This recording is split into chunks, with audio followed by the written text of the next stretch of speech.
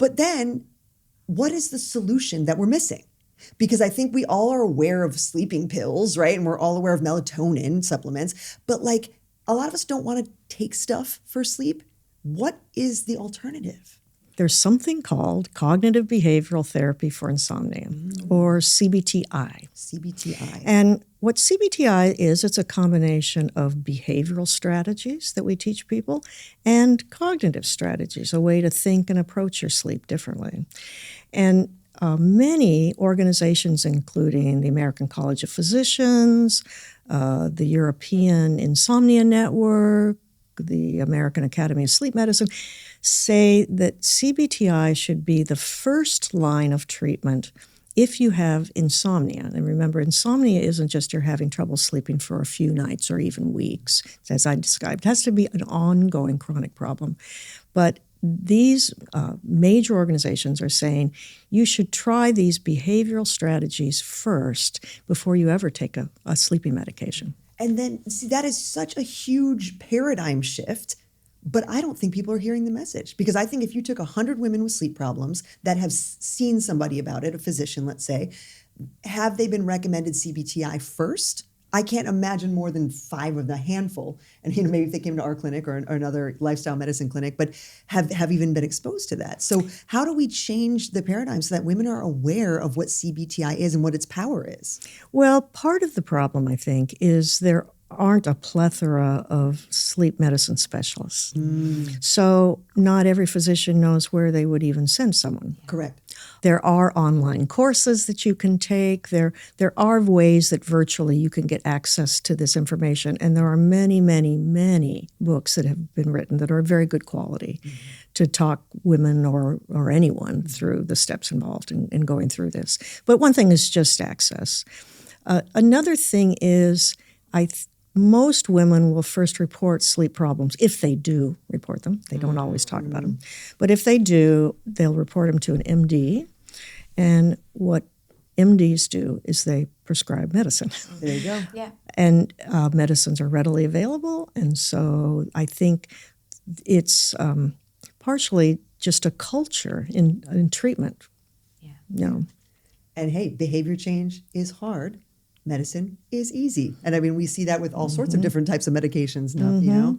But you mentioned, CBT-I is first line or should be for everyone, men and women alike. But I really want to hammer down on why women in particular should consider this. And you've done some compelling work about CBT-I and vasomotor symptoms. Can you talk about that? Right. So I was involved with a study. It was called MS Flash. It was a National Institute of Health study that was funded to fund multiple large grants looking at how to treat vasomotor symptoms. So one of those studies looked at the use of yoga. One of them looked at estrogen supplements. One of them looked at exercise, aerobic exercise. My particular MS Flash grant was looking at the use of CBT-I for women who had both insomnia and severe vasomotor symptoms. And so what we did, it was a 6-week trial. It was telephone delivered. It was for women between the ages of 40 and 60 who were experiencing a certain level of insomnia and a certain level of these vasomotor symptoms, including night. And we put them through the program, and at the end of that, at 2 months and then again at 6-month follow-up, the women who had been in the CBT-I group compared to a placebo educational contact control. So those women also got phone calls for 6 weeks from our coaches who gave them lots of really interesting and useful information about menopause and health.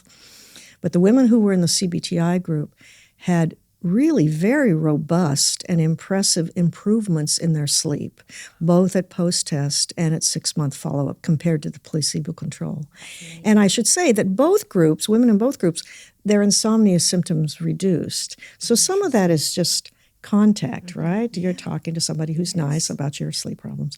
But the improvements between the CBT-I group and the placebo were quite impressive and were sustained. Wow. I have to admit, I did not realize that specificity of the study whereby the placebo got education.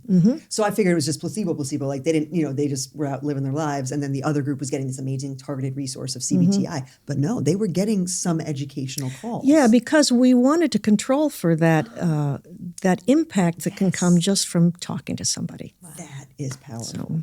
And that really answers one of the questions I wanted to ask you is like, when you hear that a cognitive behavioral intervention that is not medical, meaning does not contain medicine or pharmaceuticals, that is delivered over the phone could possibly be the solution to our problems, it almost sounds impossible to me. Yeah, it's pretty amazing. It's a beautiful thing because, like I said earlier, not every community has sleep medicine specialists that people can go to. Nor do they necessarily have the insurance that they could pay for it if they were going to such a provider. Not everybody has access to good internet wireless service that they could even do it virtually. But almost everybody in the world has a telephone. Yes. And what was great about our study, if I do say so myself, is the women who we had delivering the intervention had, before the study, no experience with sleep medicine at all. They were trained to be CBT-I coaches for this study. And they were following a protocol, so it was a manualized intervention. But the fact that it was over the phone and it was offered by women by master's level clinicians who had not previously been sleep specialists suggests that in principle this model of delivery that could reach many, many women is a possibility. It hasn't ever been tested in trials, so we don't know that for a fact. But we do know that historically they did something similar with smoking cessation, where they trained people to talk to folks over the telephone who would call a hotline number, and they would get coaching on cutting back on smoking. And 20 years ago, that was a very big deal. And so it's a model that has been used with other health promotion concerns. Alcoholics Anonymous uses a component of that model, right, where you can access your sponsor via phone call or text. It's not the first time you've heard, hey, coaching works, or, partnership works, accountability works, but really interesting that, again, two pieces of information I want our listeners to acknowledge here. One is that the first line recommendation from, is it the American College of Sleep Medicine? It's the American College of Physicians, the European Insomnia Network, the American Academy of Sleep Medicine. Everyone is saying, try this first. We have now work that you are, an author on that says this works. Women need to have this tool in their toolbox. And here's something kind of fun that you might enjoy. So in our study, the MS-FLAS study, we got these really beautiful improvements in sleep, right? We had no change in vasomotor symptoms in these women. So we didn't have to get rid of the vasomotor symptoms to get the improvements in sleep. But what we did see was on a measure that asked women how disturbing, how much interference in your day do you have from your vasomotor symptoms? That dropped in the CBT-I group compared to... So women had insomnia, their insomnia got better. Their hot flashes stayed exactly the same, but the hot flashes didn't bother them so much. Because they've slept. Yes. Because they slept, or because something about the process of CBT-I, which does look at people's attitudes and perspective about sleep, also generalized perhaps to their attitudes and perspectives about their hot flashes. Wow. Did these women have sleep trackers on like a watch or something like that? Because I am wondering whether they saw an improvement in a sleep tracker, or was it just that they felt better, like when you think you're feeling better because it's saying you slept better? Or it was just like, no, I genuinely feel better, but I have no idea what my sleep tracker was saying. That's a super good question. I'm glad you brought it up. So no, they did not have trackers on them. And if they had had trackers on them, we would have asked them not to use them. Good. You have to understand that insomnia isn't like a liver, right? It's not a thing. It's not pneumonia. It is in part based upon subjective experience, perspective. There are people who are shorter sleepers and some people who are longer sleepers. And so really to successfully treat insomnia, you want people's feelings about their sleep to change. That's not That's not made up. It's a real part of the syndrome, right? The thing about trackers, too, is trackers aren't really measuring sleep. What they're measuring is movement, and they're measuring pulse rate, maybe in some cases sweat. But they tell you, oh, you spent this much time in deep sleep and this much time in REM, and that's actually bogus.